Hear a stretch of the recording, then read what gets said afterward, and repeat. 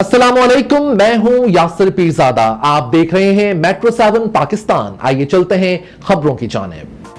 हाफिज नईम और रहमान। पाकिस्तान भर में मुकम्मल हड़ताल हुई। शहरों ने पुरअमन हड़ताल की। ताजरों ने काली भेड़ों को भी बेनकाब किया। बिजली का बिल मसला बन चुका है, इसका निजात दहिंदा कौन है? जमात इस्लामी वाहिद जमात है जिसने एहतजाज किया।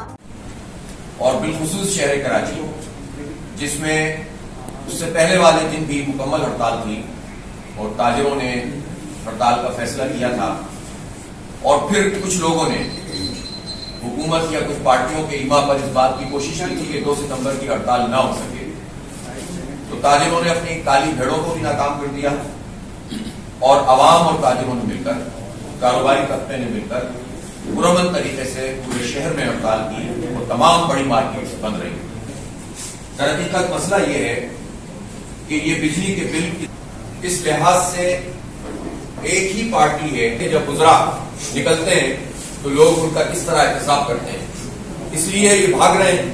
और इनमें से एक बड़ी तादाद तो मुल्क छोड़कर इस वक्त लंदन में बैठी हुई है या दुबई में बैठी हुई है, और यही इस मुल्क का अलमिया है।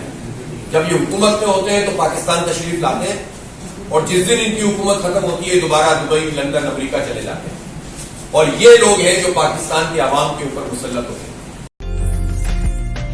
उम्दा में पकाएं और जी भर के खाएं।